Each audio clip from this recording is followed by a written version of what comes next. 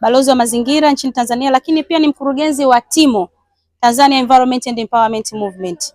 Leo hii tuko Mafia, tumekuja kugawa pads, reusable sanitary pads kwa wasichana wote wa shule za sekondari wilaya ya Mafia. Tumekuja kufanya hivyo kwani tumechagua kufanya event hii. Hii event tunaita kampeni hii inaitwa Wezesha Wasichana Tabasamu mpaka Mwisho, kwa ajili ya kumsaidia mtoto wa kike kupata hii kit moja ambayo anaenda kuitumia mwaka mzima.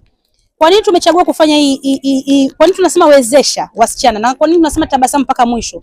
Kwa sababu kabla ya kufanya hili tukio tuligundua kwamba wasichana wengi wanachelewa kuhudhuria masomo au wanapunguza spidi ya kuhudhuria masomo kwa sababu tu wanakosa pedi kipindi chao cha hedhi kinapofika.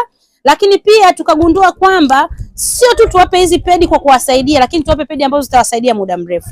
Lakini pia kitu kingine kwenye kuchagua ni aina gani ya pedi ya kuwasaidia, tuligundua kwamba zile single use pads kwanza zinatumia plastiki, zimetengenezwa kwa plastiki. Kwa hiyo TEMO tukaja na hii ambayo inatumia kitambaa, kwa maana ya kwamba itatumika kufua ili kupunguza uchafuzi wa mazingira kupitia plastiki tunazozikuta huko baharini.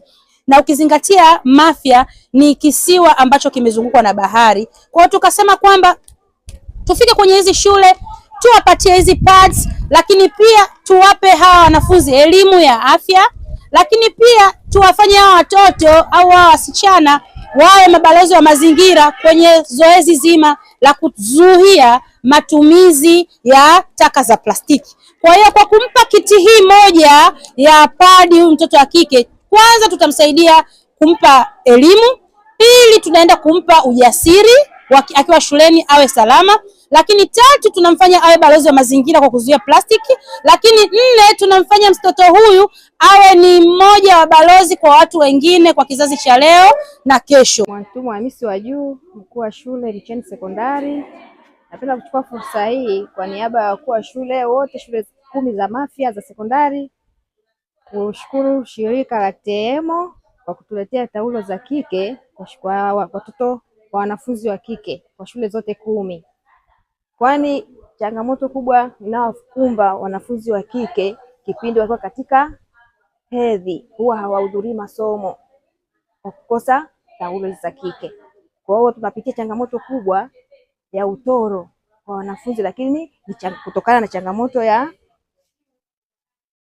kukosa hizo taulo za kike za kujistiri. Kwa kutupatia hizi taulo shirika hili tunapenda kuwashukuru sana, itawafanya wanafunzi wahudhurie masomo yao